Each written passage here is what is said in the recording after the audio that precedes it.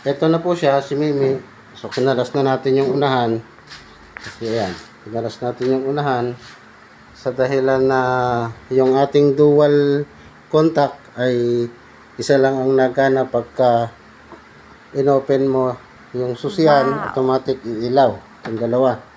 So, nawala yung isa. Kaya ito po, inaayos natin. Tapos, ang isa pa pong problema ang taillight. So, sa taillight po, ay nalaglag tong T50 natin sa loob kaya wala siyang ilaw.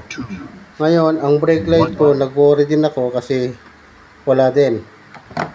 Kahit anong brake natin, pero nag-start siya sa pamagitan ng brake light, pero walang ilaw dito sa likod. So ngayon, nag-worry po tayo, kinalas natin, tinester natin, ayan, hanggang sa sinugsog po natin siya papunta dito sa linya niya. So guys, ngayon walang connection. Tinest na natin mula dito yan to. Tinest natin test light, habang nakalagay dito yung test light at yung kabila ng test light natin.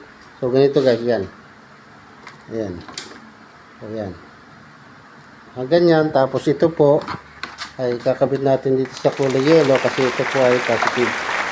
So pag binirate po natin, iilaw dapat siya.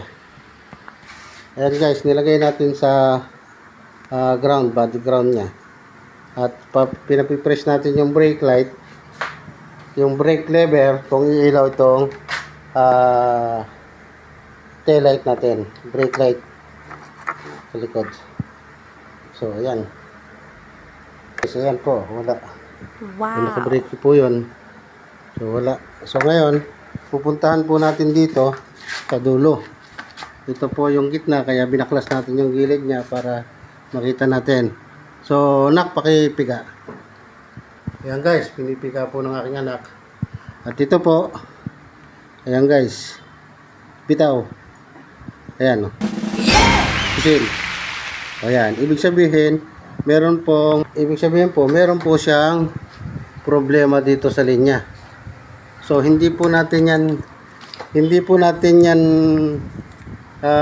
bibiyakin para lang makita natin yung putol. So ang gagawin po natin, maglilinya po mula tayo dito ng ibang wire papunta dito para mapagana natin.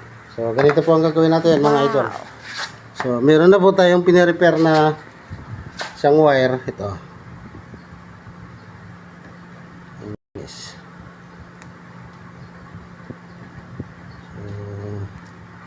Ayan, so papagapang po natin papunta dito. Abang pisan. Ayan, hanggang dito po guys. Diyan ka muna. Ayan, hanggang dito po. Sa kaputol na dilaw na wala pong so guys, naikabit ko na po yung pansamantala. Mamaya natin ayusin. So sige na, pisilin mo. So dito guys, sa gitna, ayan, tanggal. Ayan guys, brake. Okay, so pupunta naman po tayo sa dulo. Ayan guys. Ayan guys, oh, bitaw. Ayan, brake. So meron na po. So ngayon, ikakabit natin ngayon sa socket nya. Bitaw na.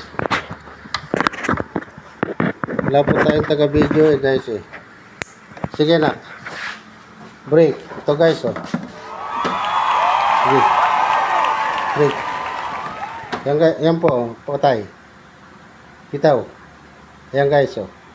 So meron na siya. Sige. Ayan po. Okay. Okay na. So yan guys. Kaya nagawa natin ng paraan. So hindi na natin kailangan na bakbakin lahat to, yung kanyang